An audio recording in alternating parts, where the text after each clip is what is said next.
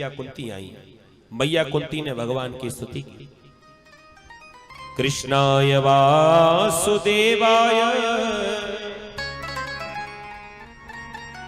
देवकी नंदनाय च नंद गोप कुमाराय गोविंदाय नमो नमः। नमः पंकजनाभाय नमः पंकजमालिने नमः पंकजनेत्राय नमस्ते पंकजांगरे। बार बार स्तुति की। मैं आपको प्रणाम करती हूं। भगवान कहने लगे, बुआ जी ये उल्टी गंगा काय को बहा रही हो? मैं आपका भतीजा हूं, प्रणाम तो मुझे आपको करना चाहिए, लेकिन आप उल्टा मुझे प्रणाम कर रही हो। ये बात मेरी समझ में नहीं आई। मैया कुंती ने कह दिया, प्रभु अभी तक तो यही मेरी अज्ञानता थी कि मैं तुम्हें अपना भतीजा जानती थी, लेकिन आज मुझे पता चला मेरे परिवार के ऊपर आपने कृपा की, मेरे कुल को आज आपने बचाया। आज मुझे पता चल गया कि प्रभु साक्षात भगवान तो आप ही हो। सारे संसार को बनाने वाले, जीवों को बनाने वाले, पशु पक्षियों को बनाने वाले, प्रकृति को बनाने वाले और भगवान ने कह दिया, बुआ जी वैसे तो हम आपके भतीजे ही थे, लेकिन अब आपने हमें ऐसे भगवान बना दिया, इतनी आरती पूजा कर रही हो, तो एक काम और करो। क्या? तुम वरदान और मांग लो। जब लीला हो ही रही है तो फिर पूरी हो जाए। भक्त का काम है भगवान से वरदान मांगना, भगवान का काम है भक्त को वरदान देना। तो मांग लो, क्या चाहिए? मैया कुंती ने कह दिया, प्रभु अगर आप देना ही चाहते हो तो मैं तो केवल इतना चाहती हूं, विपदः सन्तु न सस्वतत्र तत्र जगत गुरु। मैं तो ये चाहती हूं कि संसार की जितनी भी विपत्तियां हैं वो सब मेरे जीवन में आ जाए। संसार के जितने भी कष्ट हैं वो सारे मेरे जीवन में आ जाए। मैया कुंती ने कष्टों को मांग लिया। आप विचार करो, ऐसा कोई भक्त आपको आज तक मिला है जो भगवान से कष्टों को मांगे?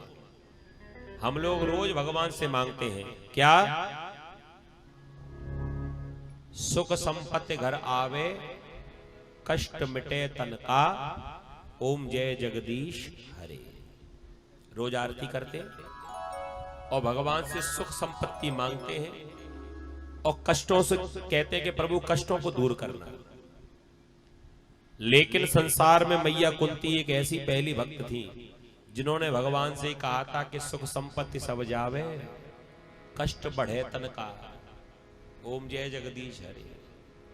संसार की सारी संपत्ति चली जाए और सारी विपत्ति मेरे जीवन में आ जाए, बस मैं यही चाहती हूं। भीमसेन को बड़ा बुरा लगा। माता जी बुढ़ापे में शायद बुद्धि खराब हो गई है, क्या मांग रही हो?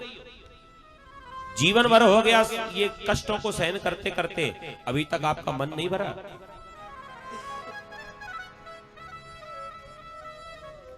मैया कुंती ने कह दिया, मोटी बुद्धि वाले भीम,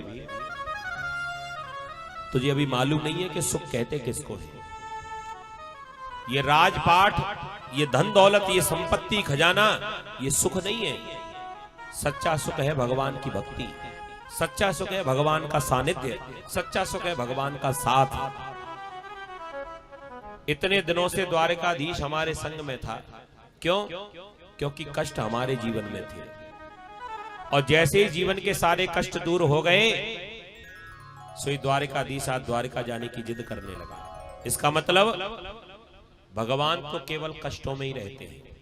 जो व्यक्ति को लगता है कि हमारे जीवन में बड़े कष्ट हैं, तो समझ लेना किसी ना किसी रूप में भगवान कृष्ण भी तुम्हारे संग में ही है। क्योंकि जब तक कष्ट रहेंगे तब तक तुम भगवान को याद करते रहोगे, और जैसे ही कष्ट समाप्त, बताओ भगवान को फिर कौन याद करता है? कोई करता है क्या? इसलिए मैया कुंती ने मांगा, सुख के माथे सिल परे, जो नाम हृदय सो जाए, बलिहारी व दुख की जो पल पल नाम रटा। हमें तो संसार के सारे दुख चाहिए। भगवान ने कहा मैया हम ये तो नहीं दे सकते, लेकिन हाँ हमारा नाम तुम हमेशा लेती रहोगी, ऐसा वरदान आपको देते हैं। नाम की भक्ति प्रदान कर दी।